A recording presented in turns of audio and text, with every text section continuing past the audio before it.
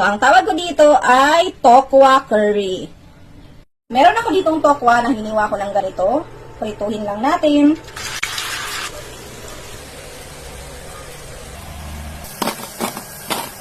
Same pan, same oil, sibuyas, bawang, patatas, carrots, red and green bell pepper, coconut cream with water. Kailangan natin ng ground black pepper, curry seasoning, at chili seasoning. Sunod na natin yung tokwang na prito natin. Haluin lang natin. Maglagay ng chicken cube. Adjust accordingly. Timplahan sa part na to. Pwedeng gumamit ng patis or asin.